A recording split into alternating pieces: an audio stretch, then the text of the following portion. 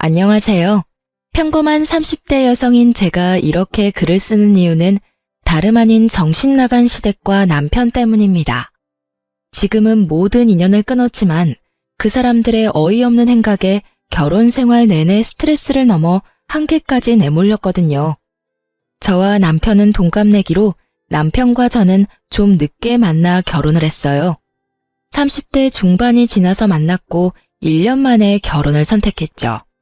상대방에 대해 알아보기에 충분한 시간이라고 생각했어요. 그런데 왜 이제 와서 후회하냐고 물어보는 사람도 있어요. 그럴 때마다 제가 이렇게 이야기하죠. 속이려고 덤비는 사람들 어떻게 이기냐고요. 못 이겨요. 자기 입맛까지 바꿔서 다가오는 사람들을 어떻게 알아보고 이겨낼 수 있을까요? 저도 그랬어요. 남편과 결혼에 항상 희망적으로 생각한 게 아니고 충분히 의심했음에도 그 사람에 대해 다 알지 못했어요. 제가 처음에 남편에 대해 의심한 건 바로 남편의 시댁을 만났을 때였어요. 자기야, 여기 이것 좀 먹어봐. 그렇게 이야기하며 그 사람이 좋아하는 해물찜을 건넸어요. 저와 남편이 공통으로 좋아하는 음식이었거든요. 그런데 그때 시모가 의아한 얼굴로 남편에게 묻더군요. 너 해물 좋아했니? 옛날에는 비리다고 못 먹었던 것 같은데. 어머니, 그게 몇 년 전인 줄 아세요? 이제는 고기보다 해산물이 더 좋아요. 그래? 이상하네. 입맛도 바뀌나? 시부모는 저보다 더 남편에 대해 모르는 것 같았어요. 근데 너 직장 어디 다닌다고 했지? 그냥 중소기업이에요. 월급도 최저시급밖에 안 돼요.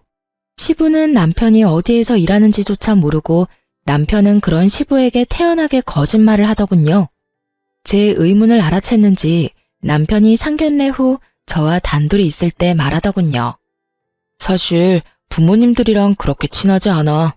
어릴 때 떨어져 지냈고 그것 때문에 여전히 대면대면 하거든. 그럴 수도 있다고 생각했어요. 어느 집안이나 사연 없는 집안 없고 차라리 시부모와 관계가 흐릿한 것이 며느리 입장에서는 더 나을 수도 있잖아요. 그런데 아버님한테 왜 거짓말했어? 최저시급 받는 것도 아닌데. 당신만 내 진짜 월급 알면 돼. 두 분이 나랑 결혼하는 것도 아닌데 뭐. 난 당신한테는 속이는 거 없어. 말을 교묘하게 돌렸어요. 차라리 이때 더 추궁해서 남편 가족에 대해 더 잘 들었다면 분명히 이후에 있었을 안 좋은 일은 없었겠죠. 그렇지만 그렇게 되지는 못했고 저와 남편은 결국 결혼을 하게 됐어요. 그리고 결혼 후 저는 너무 당황스러운 일과 마주했어요. 남편과 상견례 전까지 연락도 그다지 안 하며 지냈던 시부모가 결혼 직후 저희 집에 너무 자주 찾아오더군요. 저희 집은 시댁과 그리 가까운 것도 아니었습니다. 편도 1시간이 넘는 거리인 저희 집에 찾아와서는 밥만 먹고 떠나시는 거였어요. 아무 용건도 없이 찾았다는 거죠. 물론 시부모가 찾아오는 것이 잘못된 건 아니에요. 저희 사는 모습 확인하고 싶을 수도 있고 남편 보고 싶을 수도 있으니까요. 게다가 결혼 초기이니 당분간만 이러다 말겠지 싶었어요. 그런데 시부모가 집에만 오면 돈이 없어지더군요. 처음에는 잔돈이었습니다. 제가 저금통에 잔돈을 모아두는 게 있었는데 두 분이 왔다 가셔서 그게 사라졌더라고요. 큰 물건은 아니고 잘그락 소리도 나니까 이때는 시부모를 의심하지는 않았어요. 그런데 두 번째 분실부터는 시부모를 의심할 수밖에 없었어요. 두 번째 분실된 건 제가 비상시에 쓰려고 몰래 숨겨둔 비상금 30만 원이었어요. 그걸 안방 화장대 서랍장 안쪽에 넣어놨는데 그게 사라진 거예요. 그리고 제가 시부모를 의심하는 이유는 하나뿐이었어요. 그날도 시부모님이 오셨는데 처음에는 시모가 먼저 화장실을 가고 싶다고 했거든요. 그런데 시모가 화장실 들어가자마자 시부도 화장실이 가고 싶다고 하는 바람에 어쩔 수 없이 안방 화장실을 안내해드렸어요. 그리고 두 분과 식사를 하고 용돈이라도 드려야 하나 싶어서 안방 화장대 서랍장 안쪽에서 현금을 꺼내드리려고 했는데 그게 그 사이에 없어진 거예요. 당연히 의심은 시부에게로 쏠릴 수밖에 없었죠. 무척 의심스러웠지만 추측만 가지고 시어른을 추궁을 할 수는 없잖아요. 그래서 남편과 시댁 몰래 집에 카메라를 달았습니다. 그리고 한 달 뒤 시부모가 온다는 말에 똑같이 화장대 안쪽에 돈을 넣어뒀어요. 그리고 그날도 또 돈이 사라졌고요. 카메라에 시부가 돈 훔치는 걸 확인한 저는 남편에게 먼저 말했어요. 여보, 당신한테 할 이야기 있어. 사실 돈이 자꾸 없어지는데 그거 아버님이 가져가시는 것 같아. 당신이 부모님한테 말해서 앞으로는 집 말고 밖에서 식사하자고 해주면 안 될까? 말하기 힘들었지만 이번에 말하지 않으면 안 될 것 같아 큰 마음 먹고 말했죠. 대신 추궁하는 것처럼 보이지 않도록 어조를 좀 부드럽게 말했어요. 솔직히 남편 입장에서도 부모님 때문에 자기가 듣기 싫은 소리 들어야 하는 입장이니까요. 일의 책임자가 시부인데 남편을 혼내는 것처럼 보이고 싶지는 않았거든요. 그런데 남편 반응이 이상했어요. 우리 아버지가? 우리 부모님이 뭐하러 돈을 훔치겠어? 당신 설마 우리 부모님이 집에 오는 거 마음에 안 들어서 그런 말 하는 거야? 내가 부모님이랑 가깝지 않다고 해서 당신이 이런 식으로 구는 건 좀 아니지. 아무리 그래도 증거도 없이 사람을 모함하는 건. 증거가 있으니까 하는 말이지. 집안에 돈이 2번이나 없어져서 안방에 카메라 달아뒀어. 그런데 아버님이 그거 가져가는 모습 그대로 찍혔어. 솔직히 내가 과민 반응이면 차라리 나았을 거라는 생각까지 들던데 당신 부모님이 마음에 들고 안 들고를 따지는 게 아니야. 단순하게 돈이 없어지는 거에 대해서 말하고 있는 거라고. 매번 오실 때마다 돈이 없어지면 불안해서 집에 모실 수 있겠냐 이 말이지. 시부의 도둑질 장면이 그대로 찍힌 동영상을 보여주니 남편이 한숨을 푹 내쉬더니 나를 빤히 바라보며 답답하다는 듯 말하더군요. 아, 카메라는 또 언제? 그래서 나한테 이거 보여주면서 말하는 이유가 뭔데? 내가 부모님을 도둑이라고 신고라도 해야 한다는 거야? 그런 말이 아니잖아. 당신이 아버님한테 말 좀 잘해서 이제부터는 밖에서 보자고 하면 되잖아. 우리 집 안에서 보니까 계속 돈이 사라지는 거고. 돈이 없어진다는 걸 핑계로 집에 우리 부모님 드리고 싶지 않은 거잖아. 그리고 얼마 없어졌는데? 당신 말하는 거 보니까 꼴랑 50만 원 내외로 없어진 것 같은데 그런 건 그냥 눈 좀 감아주면 안 돼? 힘들게 사셔서 그래. 가족끼리 힘들 때는 좀 도우면서 살자. 어? 왜 그걸 이런 식으로 못 잡아먹어 안달이야. 돈 때문에 힘들 때 돈 보이면 그런 마음 생길 수도 있지. 집안에 돈을 놔둔 당신한테도 잘못은 있는 거야. 남편 말을 들으면서 어이가 없었어요. 돈 때문에 힘들던, 돈으로 놀고 싶던 무슨 이유에서건 남의 집안을 뒤지는 사람을 우리는 도둑이라고 부르죠. 시부가 그런 일을 하다 며느리에게 걸렸고 그걸 제 입으로 이야기해서 면박 주는 것보다 남편이 좋게 타이르는 게 좋을 것 같아 한 말인데 남편은 저를 시부모 타박이나 하는 못된 며느리로 몰아갔어요. 나한테 도대체 무슨 잘못이 있는데? 시부모님 저렇게 찾아올 때마다 식사 대접하랴 용돈 드리랴 내가 못하는 건 뭐가 있는데? 당신이야 몸만 와 있으면 끝이겠지. 요리는 하늘에서 뚝 떨어져? 청소는 당신이 하는 거 아니잖아. 그리고 어떻게 당신 입에서 꼴랑 50만 원 내외라는 말이 나와? 땅을 파봐 그 돈이 나오나. 당신 가족이라서 내가 이렇게 말하는 거지 가족이 아니었으면 당장 경찰서에 신고했을 거라고. 아, 됐어. 당신이 얼마나 속 좁은 여자인지 알았으니 이제 그만하자. 신고를 하든 뭘 하든 당신이 알아서 해. 당신은 가만히 보면 냉정한 구석이 있어.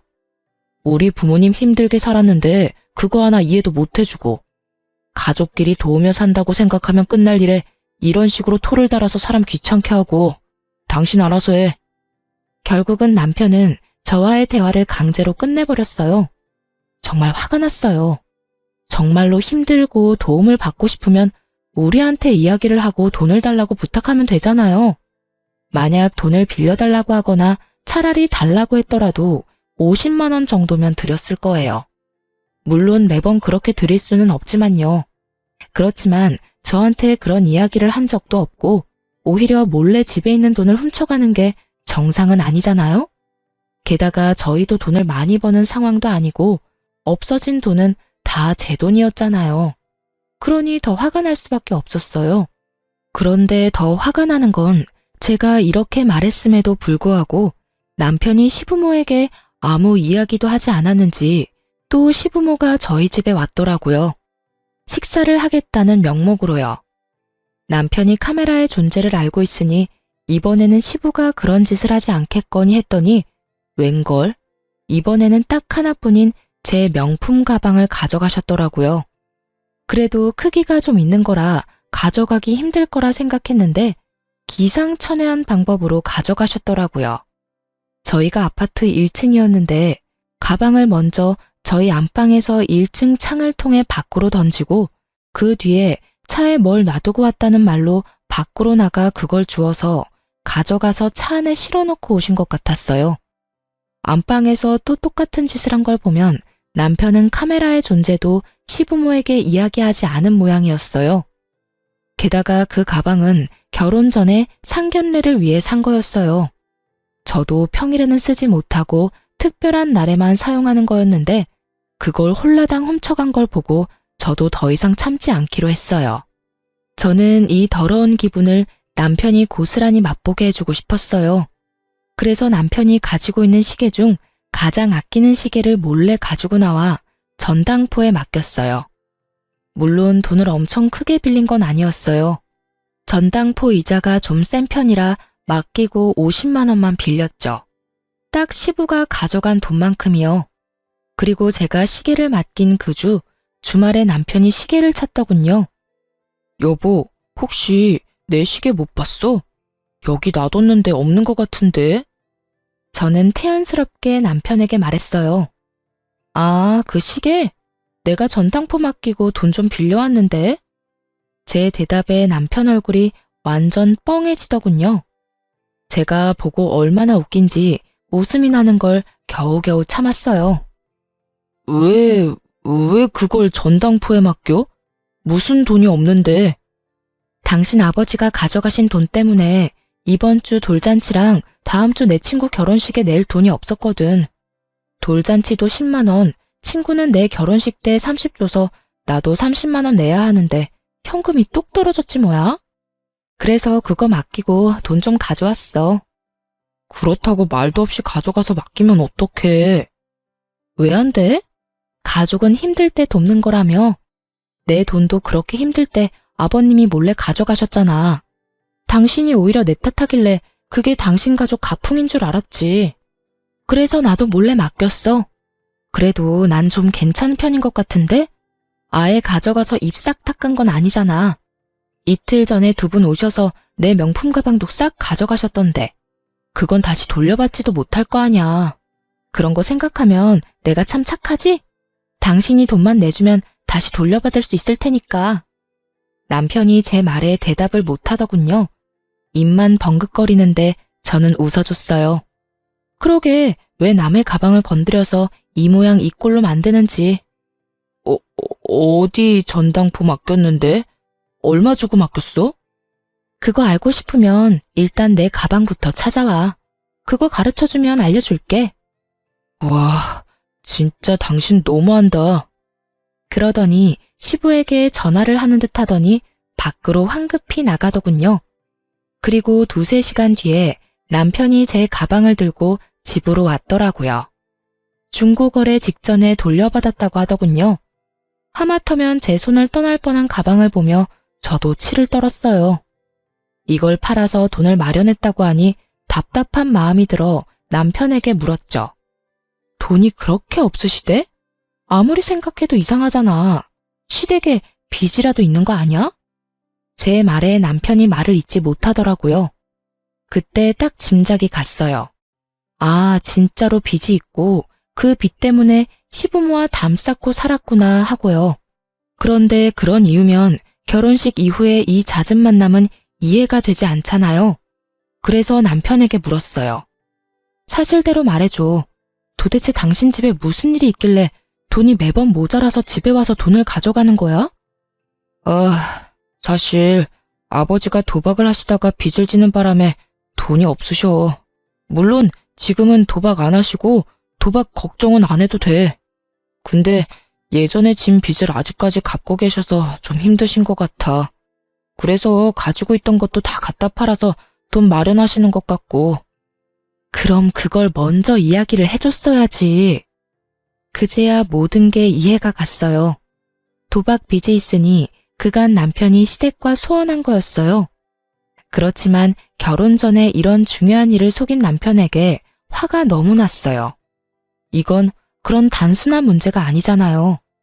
시부모가 돈을 못 갚으면 언제 우리한테 불똥이 튈지 모르는데 게다가 더 추궁하니 시댁이 남편에게 경제적으로 의존하고 있더라고요.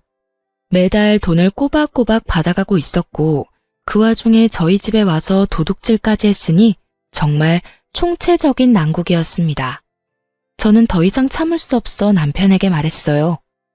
당신 돈을 당신이 어떻게 쓰던 상관 안 할게. 그치만 나한테까지 그 피해가 온다면 난 용납 못해. 당신이 당신 부모님한테 확실하게 말해줘. 우리 집에 오지 마시라고.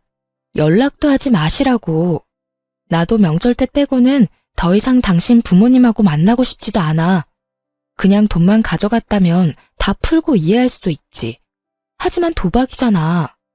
당신은 아버님이 도박을 끊었다고 말하지만 내가 봐서는 절대 아니야.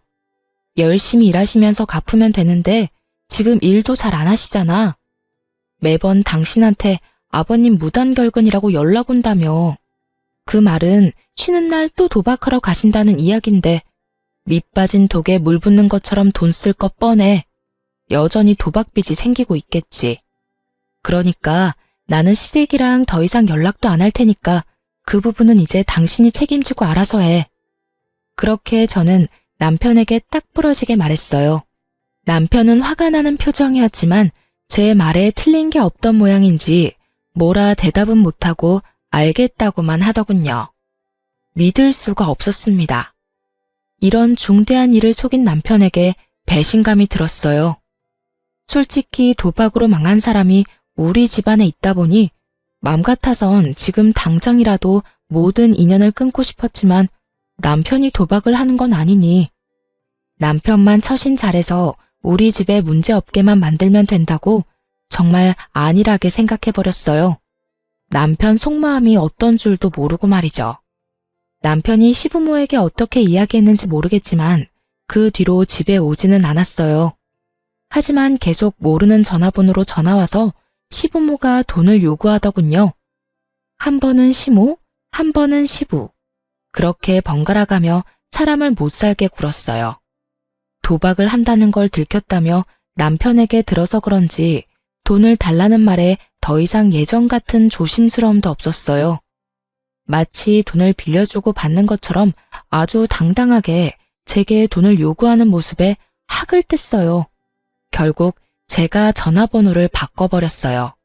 그리고 모르는 전화번호도 더 이상 받지 않았어요. 이때쯤에는 정말 절실히 이혼 생각이 났어요. 만약 남편이 직접 도박을 했다면 당장 이혼을 했을 거예요. 그렇게 시댁과의 관계는 이렇게 끊어지는 것처럼 보였어요. 하지만 그게 그렇게 쉬운 일이 아니었어요. 시부모는 끊임없이 저와 남편에게 돈을 뜯어내려고 했어요. 그리고 그 와중에 남편은 일이 바빠져 점점 출장이나 야근이 잦아졌어요. 그리고 그 운명의 날이 찾아왔죠. 저희의 모든 것을 뒤바꾼 그날. 그날은 남편이 전날부터 초등학교 동창들과 여행을 가고 없었어요. 토요일 집안 청소를 열심히 하는데 폰이 울렸어요. 시어머니라고 뜨는 화면을 보며 한숨을 쉬었어요. 여태껏 모르는 번호로 내내 전화를 해오더니 갑자기 자기 본래 전화로 연락을 하니 뭔가 중요한 할 일이 있나 보다 싶은 마음이 들더군요. 그래서 전화를 받았어요. 그리고 여보세요 라는 말을 하기도 전에 시모의 엄청난 목소리와 마주하게 됐어요. 너 어떻게 그런 말을 할 수가 있어? 왜 내가 아들한테 돈 빌리는데 너한테 허락을 받아야 해? 정말 어이가 없어서. 너희 집에 가지도 못하게 한 것도 너지? 어떻게 아들한테 연락도 못하게 할 수가 있어? 네가 그러고도 사람이니? 돈을 빌리겠다는 것도 저는 아는 바 없었고 갑자기 전화 와서 그런 말을 듣는 것도 어이없었어요. 제가 무슨 말을 했다고 전화한 건지 모르겠더라고요. 제가 무슨 말을 했다고 그러세요? 남편 없다고 말하려고 했는데 시모가 제 말을 뚝 끊어먹고는 자기 할 말만 하더라고요. 이렇게 시침이 뗄 거야? 너 오늘 아침에 네가 우리 아들한테 돈 빌려주지 말라고 했잖아. 내가 네 목소리 수화기 너머로 다 들었어. 못 들을 줄 알고 그렇게 이야기한 거지? 네가 뭔데 돈을 주라 말하는 거야? 그 돈이 네 돈이니? 우리 아들 돈이지. 너 여태껏 우리 아들 쥐잡듯이 잡으며 살았어? 어쩐지 우리한테 집에 오지 말라고 하래가 아닌데 너 때문에 아들이랑 우리 사이도 완전히 틀어졌어. 네? 오늘 아침이요? 남편이 없었는데 제가 수화기 너머로 말을 할 수 있을 리가 없잖아요. 저는 시모의 말에 찬물을 뒤집어 쓴 것처럼 쎄한 기분이 들었어요. 남편이 동창들과 낚시 여행을 갔다는 걸 말하려다가 입을 닫았어요. 그리고 그 길로 바로 흥신소를 찾아가 남편 뒷조사를 했어요. 하지만 참고 기다리기 너무 힘들어서 직접 찾기로 했죠. 그게 가능했던 이유는 남편이 제 차를 끌고 갔기 때문이었어요. 저는 20대 때 첫 차를 도난당한 전적이 있어서 차 안에서 위치 추적 앱을 달아놨었거든요. 그걸 확인하니 열이 더 뻗쳤어요. 이 인간이 먼 지방 쪽으로 가야 해서 금요일에 가서 일요일에 와야 한다고 했는데 위치 추적 앱에서 제 차는 집과 그리 멀지 않은 캠핑장으로 떴거든요. 거짓말을 했다는 것부터가 뭔가 문제가 있다는 걸 의미하잖아요. 저는 당장 택시를 타고 남편이 있는 캠핑장으로 향했어요. 준비물은 사진기와 베란다에 둔 10m짜리 호스였어요. 캠핑장에 도착해 남편이 어디 있는지 살폈어요. 그리고 곧 남편을 발견했죠. 상간녀와 하하호호 즐기며 팔짱을 끼고 둘이서 밥도 서로 먹여주고 아주 난리도 아니었어요. 시모에게 돈 주지 말라고 말했다는 건 저 여자였던 거죠. 폰으로 동영상을 찍으며 보는데 진짜 심장이 쿵쾅거려 미치겠더라고요. 증거 사진을 충분히 남기고 그 두 사람이 나란히 텐트 안으로 들어가는 것까지 동영상을 찍었어요.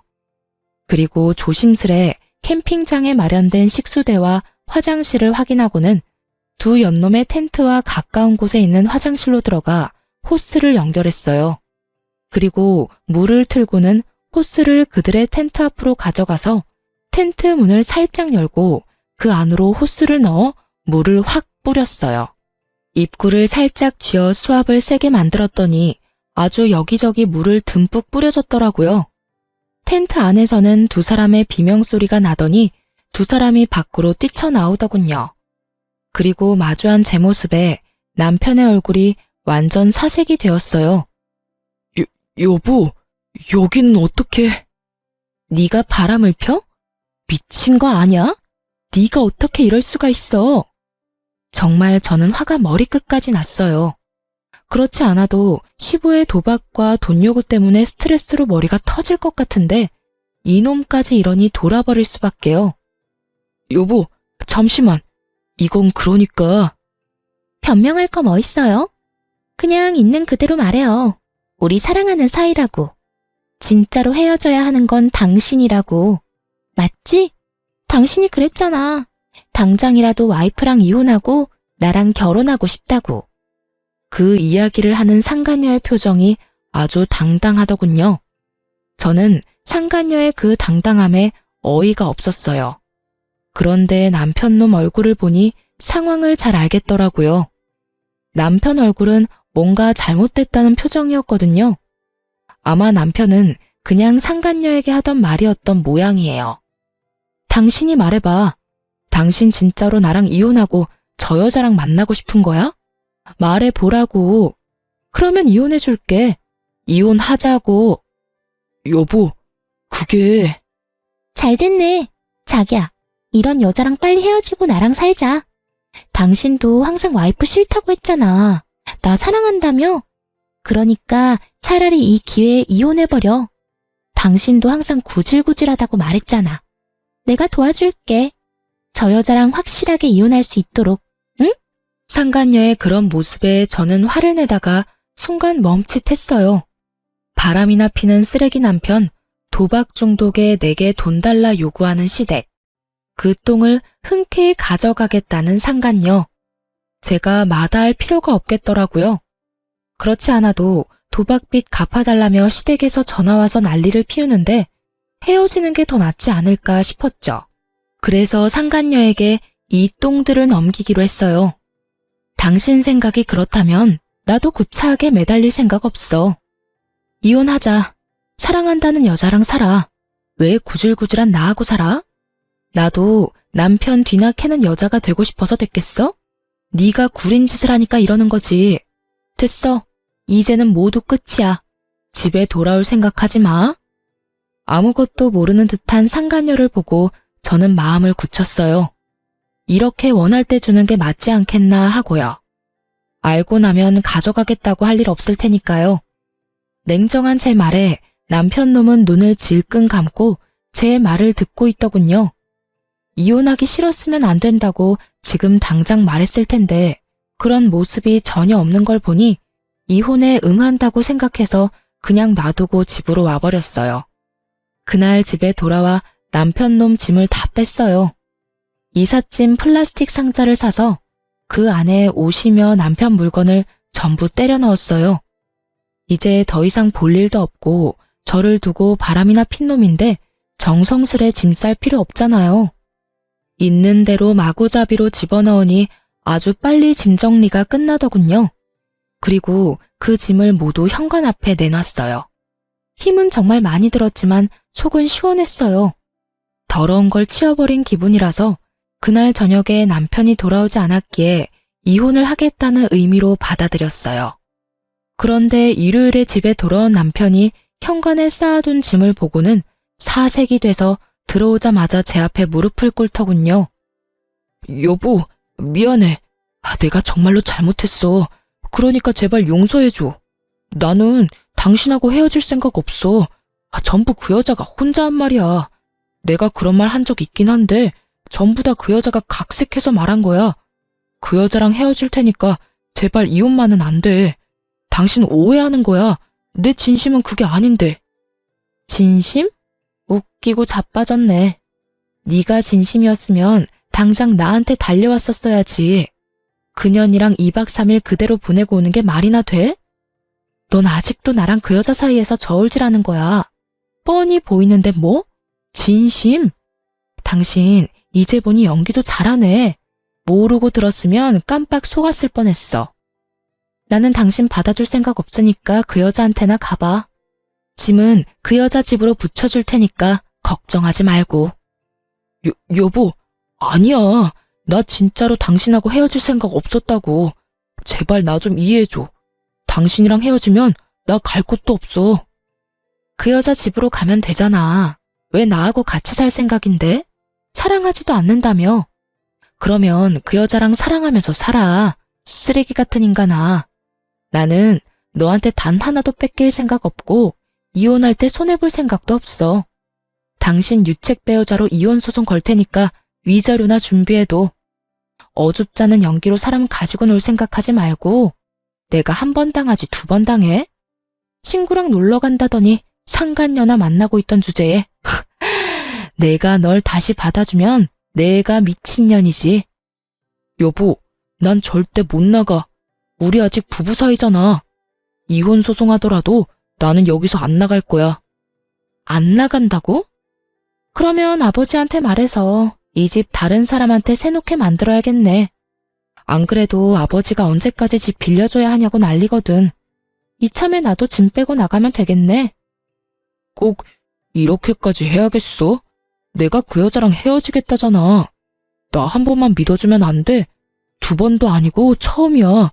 실수는 누구나 한 번 정도는 할 수 있잖아. 그 실수가 한 번이 아니잖아. 당신 아버지 도박 중독에 빚까지 있는 거 나한테 이야기했어?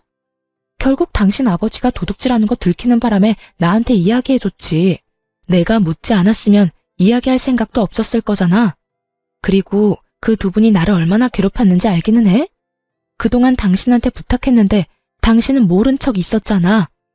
이참에 그냥 싹 다 정리하자. 더 이상 당신 이기심에 휘둘릴 생각 없고 이런 행동 용서하고 싶은 마음도 없어. 결국 남편은 제 으름장에 집을 나갔어요. 남편에게 짐 가져가라고 했더니 날 정해서 가지고 오겠다며 최소한의 짐만 들고 나머지 짐을 놔두고 갔어요. 그리고 그 다음날 바로 저는 변호사를 찾아 이혼 소송을 진행했습니다. 그렇게 2달이 지났는데도 남편이 짐을 안 가져가더라고요. 그런데 그걸 계속 앞에 놔두는 것도 화딱질이 나더군요. 그래서 3달째 될 때 흥신소에서 알아낸 상간녀의 집 주소로 짐을 실어 모조리 보내버렸어요. 그런데 그걸 보내자마자 시모에게 전화가 오더군요. 내가 아무리 생각해도 어이가 없어서 말이다. 아들이 빌려주지 않는다니 네가 아들 대신 돈 좀 주거라. 네 아버지 도박빚 있다는 건 들었지? 2억 정도 되는데 지금 당장 갚아야 한다더구나. 너희 친정에 말해서 2억만 좀 부탁하마. 친정 잘 살잖니?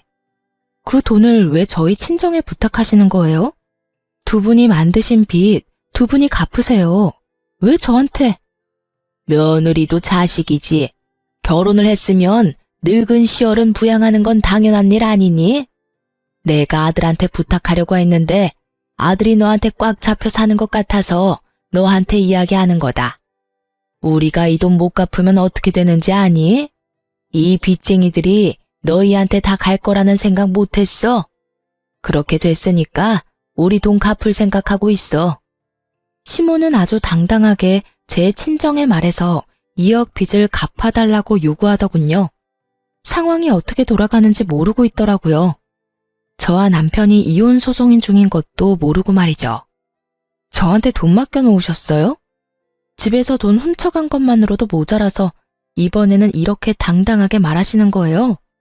칼만 안 들었다 뿐 완전 날강도잖아요. 제가 돈이 있어도 안 줘요. 세상에서 제일 멍청한 짓이 도박빚 갚아주는 거라고요. 그래봤자 여전히 도박하시면서 또 빚질 텐데 그때도 갚으라고 하실 거잖아요. 저한테 말하지 말고 아드님한테 말하세요. 돈 원하는 대로 주라고 할 테니까. 네가 돈 주지 말라고 했잖니? 그때 내가 다 들었어. 그러면서 뭘 원하는 대로 준대? 너 가만 보니 이제 거짓말도 하는구나. 그러지 말고 네가 이때까지 모은 돈 좀 내놓으라니까. 상황이 급박해 지금. 저 돈 없어요. 남편이 돈 한 푼은 가져다 주지도 않는데 무슨 돈이 있어서 저한테 돈 달라는 거예요? 돈이 없으면 돈 많은 친정에 빌려서라도 줘야지. 자그마치 2억이야. 그거 못 갚으면 너한테 무슨 일이 생겨도 난 몰라. 이건 뭐 거의 협박이었어요. 남편 때문에 열받았는데 시댁이 이 상황에 기름을 부어버리니 완전 빡 돌았던 제가 한바탕 욕을 쏟아부으려다가 순간 좋은 생각이 나서 멈췄어요. 2억을 원하시는 거면 저 말고 갚아줄 참한 여자 따로 있거든요. 그쪽으로 제가 안내해 드릴게요. 거기 가서 말씀하세요. 앞으로 저한테 연락하지 말고요. 그리고 모르셔서 저한테 전화하신 것 같은데 저 곧 그 사람이랑 이혼해요. 사랑하는 여자가 생겼다네요. 그 여자가 아마 다 책임져줄 모양인가 봐요. 재혼하겠다며 저랑 이혼하라던데 제가 이혼해주면 둘이서 결혼해서 살겠죠. 그 여자 집 주소 알려드릴 테니 같이 가봐요. 거기 남편이 지금 살고 있더라고요. 도박빚 2억 갚아줄 여자도 살고 있고요. 뭐? 정말이니? 너희 2 사람이 이혼한다고? 나한테 또 거짓말하는 거 아니야? 돈 안 주고 싶어서. 믿기지 않는 듯 반문하는 시모에게 집으로 오라고 했어요. 그리고 2 사람을 데리고 남편과 상간녀가 살고 있는 집 주소로 향했죠. 같은 지역이었지만 서쪽 끝과 동쪽 끝, 완전 정반대 구역에 살고 있던 저는 1시간이 걸려 그 상간녀가 사는 집으로 갈 수 있었어요. 그리고 도착하니 대문 앞에 제가 보낸 짐들이 수북히 쌓여 있더군요. 안으로 들어가니 한창 싸우는 소리가 들렸어요. 당신 여태껏 나 속인 거야? 당신 짐들이 왜 여기로 와? 이혼해도 당신은 손해볼 거 하나도 없다며. 위자료가 생겨도 다 해결 가능하다며. 그런데 왜 당신 짐이 여기로 오냐고? 자기야, 내가 다 설명할 수 있어. 거짓말은 아니야. 그 집도 내 집인데 내가 유책 배우자잖아. 그래서 재산 분할이나 위자료에서 좀 돈이 많이 나가. 그 집 하나면 다 해결할 수 있으니까 전부인한테 주려는 거야. 거짓말하지 마. 그러면 이 짐이 왜 여기 와 있는데? 내가 위자료 해줄 테니까 그 집 가져와. 거기서 살고 싶단 말이야. 거기보다 더 좋은 곳 들어가면 되지. 거기 생각보다 좋은 곳도 아니고 무엇보다 전부인이랑 살던 데인데 다시 들어가고 싶어? 차라리 그냥 여기서 조금만 지내다가. 여기가 싫다고. 나는 거기가 좋아. 내가 대출이라도 받아서 도와줄 테니까 거기로 들어가자. 제가 아무 생각 없이 보낸 짐 때문에 여기서는 여기대로 난리가 난 상황이었습니다. 남편이 저희 아버지 집을 자기 집이라고 말해놓은 상태였는데 짐이 오히려 이쪽으로 와버리니 당황한 거였어요. 모두 탄로날 거짓말을 한 남편 놈을 보니 이 상간녀도 그리 깊이 사랑한 건 아닌 모양이었어요.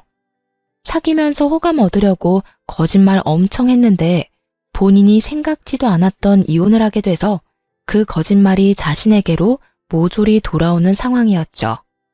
저는 속으로 깔깔 웃으며 시모를 상간녀 집 앞으로 데려왔죠. 열려있는 집에 일부러 벨을 눌렀더니 두 사람이 복도로 나와서는 시모를 보고는 깜짝 놀랐어요. 정확히는 남편이 엄청 놀랐지만요. 아가씨가 우리 아들이랑 새로 만나는 여자예요? 나 엄마 되는 사람이에요. 우리 아들 책임진다니 내가 말 좀 편하게 해도 되겠네.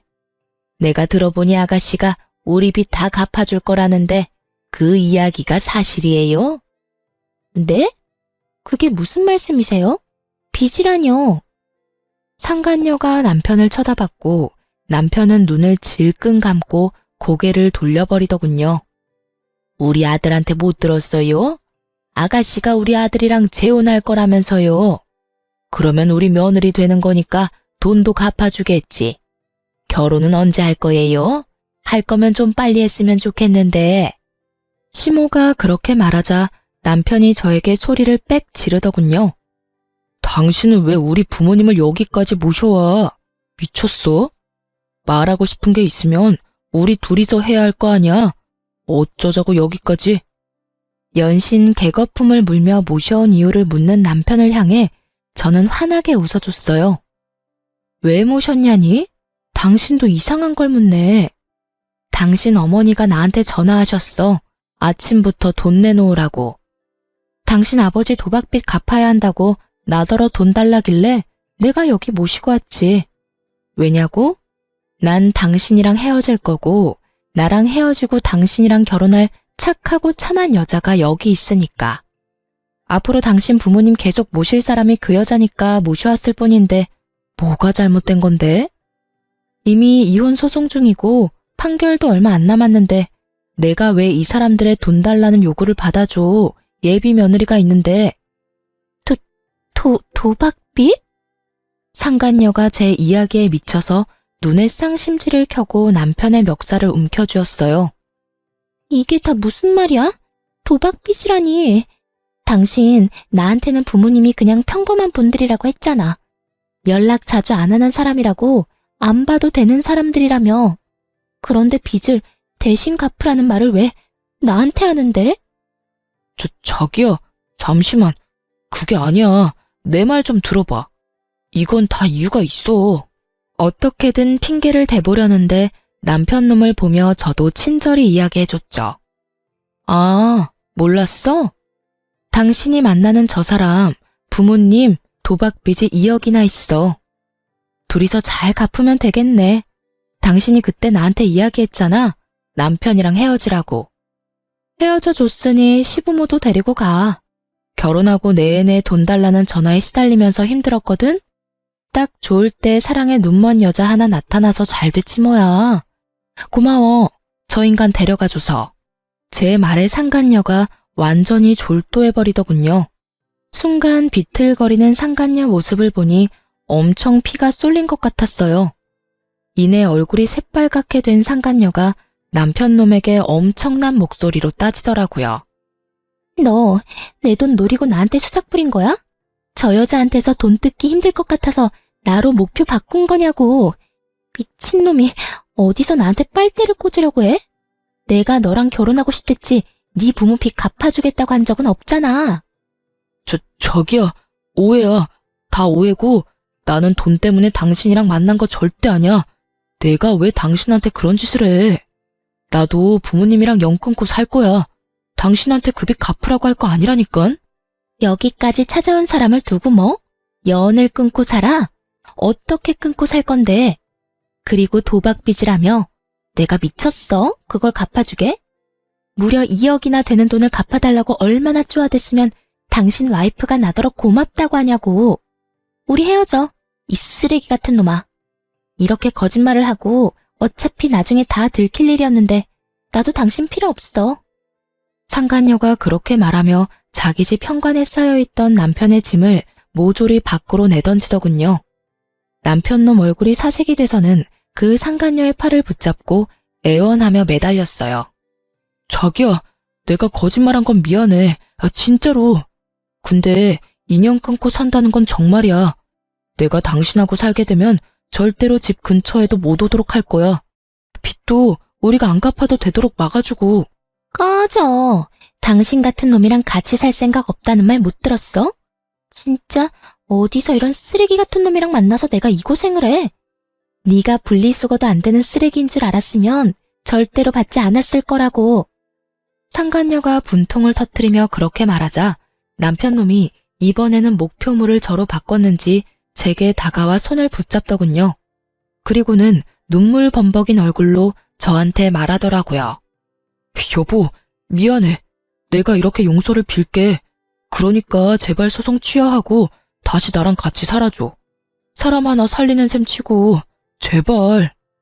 저는 남편놈 얼굴을 쳐다보지도 않고 상간녀에게 차갑게 말했어요. 반품 안 받으니까 가져가. 네가 그 물건 좋다고 나더러 이혼하라며? 그럼 끝까지 네가 책임져야지. 왜 나한테 떠넘겨? 언제는 사랑한다며, 그게 전부라며 다 책임진다면서? 어차피 곧 우리는 이혼 판결 날 거야. 그럼 완전히 법적으로 남남이지. 그러니까 나한테 떠넘길 생각하지 말라고. 제 말에 부들부들 떨며 분노를 표시하던 상간녀가 결국은 못 참고 남편놈 뺨을 찰지게 한 대 날려버리더군요. 그리고는 남편을 밀어서 자기 집 문 밖으로 내보내버렸어요. 남편놈이 상간녀에게 뺨 맞고 정신이 없었는지 제 다리를 붙들고는 또 말도 안 되는 용서 타령을 하더군요. 그래서 저도 이번에는 상간녀가 때린 반대쪽 뺨을 한 대 날려줬어요. 어쩜 그렇게 속이 시원하던지. 저는 남편과 시모를 두고 집으로 돌아왔어요. 그 사람들의 일은 그 사람들이 알아서 할 일이었죠. 그리고 그 일주일 뒤 이혼 판결이 나고 전 남편과 저는 완전히 법적으로 남남이 되었어요. 그 뒤에 전 남편이 어떻게 됐는지 궁금하시나요? 전 남편 놈은 저와 상간녀 두 여자에게 모두 버림받고는 결국 갈 곳이 없어 그 짐 들고 시댁으로 들어갔다고 해요. 그런데 얼마 안 가서 거기서 뛰쳐나왔다고 하더라고요. 저는 그 이후에 전 남편이 이혼 후에 그 집으로 그렇게 돌아가기 싫어했던 이유와 저에게 어떻게든 되돌아오려 한 이유를 알게 됐죠. 저희 집으로 웬 우락부락한 사람들이 찾아오면서 말이죠. 시부가 저희 집을 가르쳐주며 가족이라고 했다네요. 정말 그 인간의 행태가 치가 떨리더라고요. 저는 이혼했고 그 인간에게 새 여자가 생겼으니 그 여자가 며느리라고 말해줬어요. 그리고 너무 열받아서 남편 회사 주소를 가르쳐주며 그 사람들 아들이 일하는 곳이라고 말해줬어요. 이혼을 해서 남남인데도 저희 집을 노리고 있는 걸 보니 소름이 다 돋더라고요. 그렇게 말하니 그 사람들도 돌아가 버리더군요. 이대로 그 인간과 부부였으면 저 위험해 보이는 사람들이 제가 가진 돈을 다 뜯어갔을지도 모를 일이었어요. 나중에 소문을 들어보니 결국 그 빚쟁이들이 시댁에서 도망친 전 남편을 찾아내서 결국 강제로 시부의 도박 빚을 열심히 갚고 있다고 하더라고요. 잘못했으면 제가 그 모든 일을 뒤집어 쓰고 빚 갚고 있었을 거라는 생각을 하니 빠른 손절이 정답이었다는 걸 깨닫게 됐죠. 그리고 시부는 여전히 도박 중독으로 열심히 도박에 매진하고 있다고 해요. 옛말에 손모가지를 끊어도 도박은 못 끊는다는 말이 있다던데 딱 그거더라고요. 결국은 돈 버는 전 남편과 그 돈을 쓰는 시부가 미친 듯이 싸운다는데 그걸 보고도 시모는 여전히 태연자약하답니다. 참 대단한 가족이에요. 저렇게라도 굴러가는 걸 보면 말이죠. 그리고 상간녀는 전 남편과 그때 헤어지고 완전히 관계가 쫑난 듯 보였으나 지푸라기 잡는 심정으로 전 남편이 상간녀 회사에 찾아가 애원했나 보더라고요. 회사 사람들 앞에서 어떤 고해성사를 했는지 몰라도 직장에도 불륜녀라는 안 좋은 소문이 나서 결국 직장에서도 스스로 나갔다고 들었어요. 역시 사람은 위험한 곳에 가까이 가지 않는 게 맞는 것 같아요. 이혼이라는 것이 때로는 정말 필요하다는 생각을 하곤 합니다. 만약 그대로 남편과 부부 사이였다면 제게도 그 시부의 도박과 관련된 불똥이 튀었을 테니까요. 이렇게 벗어나니 마음이 평화롭네요. 이 글을 읽는 분들도 항상 조심하세요. 언제나 속이려는 사람은 어떻게든 속이고 말아요. 속는 사람이 바보가 아니라 속이려는 사람이 무서운 사람인 거예요. 그리고 사소한 걸 속이고 감추려는 사람은 꼭 한 번쯤 의심해 보시길 바랍니다. 저야 다행히 그 악연에서 벗어났지만 앞으로도 주의하며 의심하며 살아갈 예정이에요. 시간 내서 긴 글 읽어주신 분들에게 감사 인사를 전합니다. 좋은 하루 되세요.